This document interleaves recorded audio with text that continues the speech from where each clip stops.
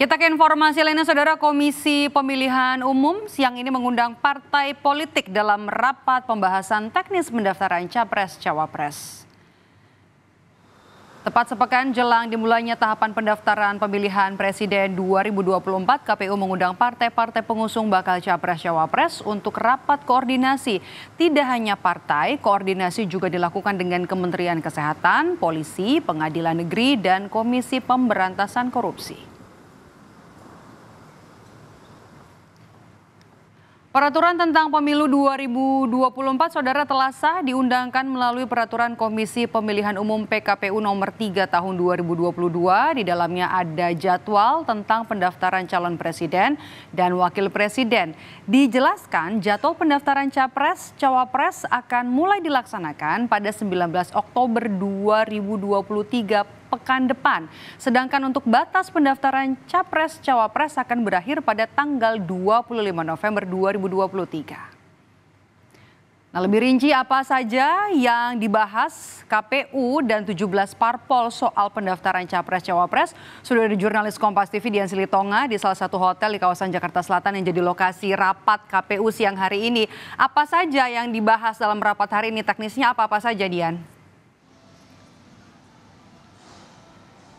Maido, pada 3 hal penting yang dibahas dalam rapat koordinasi antara KPU bersama dengan partai politik. Yang pertama adalah soal persyaratan pencalonan. Nah, ini bicara soal kategori partai politik yang bisa mendaftarkan baik calon presiden maupun juga calon wakil presiden.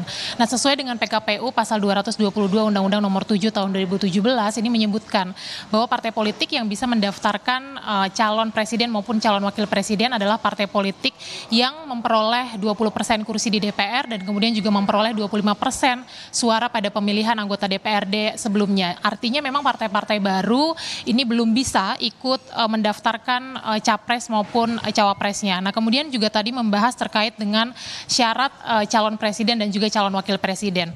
Ada sejumlah dokumen tadi yang disampaikan yang harus dilengkapi dan juga dipenuhi oleh calon presiden dan wakil presiden saat nanti mendaftar. Kemudian juga ada pembahasan soal teknik pendaftaran. Nah, seperti yang kita tahu bahwa pendaftaran calon presiden dan juga calon wakil presiden ini akan dimulai pada tanggal 19 sampai 25 Oktober mendatang di jam kerja dan kemudian juga dilakukan di kantor KPU. Saya ajak kita untuk mendengar pernyataan dari Ketua KPU Hasyim Asyari berikut ini. Kegiatan pendaftaran pasangan bakal calon presiden wakil presiden itu nanti akan dilakukan pada tanggal 19 Oktober sampai dengan 25 Oktober tahun 2023. Dari segi waktu, tanggal 19 sampai dengan tanggal 24 Oktober dilakukan pada jam 8 pagi sampai jam 16 sore. Nah, untuk hari terakhir tanggal 25 Oktober itu akan dilaksanakan mulai jam 8 pagi sampai jam 23.59 waktu Indonesia Barat, bertempat di kantor KPU. Kalau bicara soal pendaftaran capres dan cawapres, tentu ini tidak lepas dari syarat batas minimal usia capres dan juga cawapres, Maidop.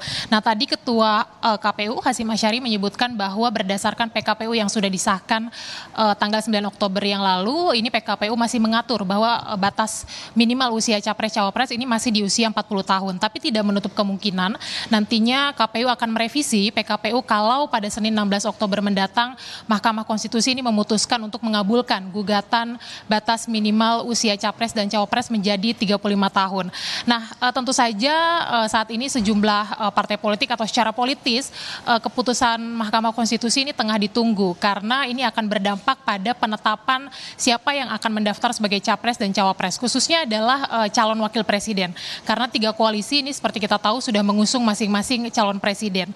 Nah, kita akan mengerucut ke salah satu koalisi, yakni Koalisi Indonesia Maju yang nampaknya memang paling berkepentingan untuk menunggu putusan Mahkamah Konstitusi karena seperti yang kita tahu Koalisi Indonesia Maju ini digadang-gadang melirik Wali Kota Solo Gibran Rakabuming Raka untuk diusung menjadi calon wakil presiden mendampingi Prabowo Subianto. Nah, seperti apa nanti putusan Mahkamah Konstitusi itu akan kita tunggu bersama, tapi yang jelas Mahkamah Konstitusi atau Majelis Hakim Konstitusi ini sudah menggelar rapat permusyawaratan hakim pada 10 Oktober yang lalu untuk memutuskan nanti apakah akan mengabulkan gugatan batas minimal usia capres menjadi 35 tahun atau menolak. ditolak. Jadi kita nantikan bersama nanti bagaimana proses putusan MK dan juga nanti apakah PKPU akan direvisi atau tidak. Maidop. Ya, batasnya cuma 3 hari dari pengumuman hasil putusan Mahkamah Konstitusi dengan batas pendaftaran 16 dan 19 Oktober 2023. Terima kasih jurnalis Kompas TV Dian Silitonga melaporkan langsung dari lokasi rapat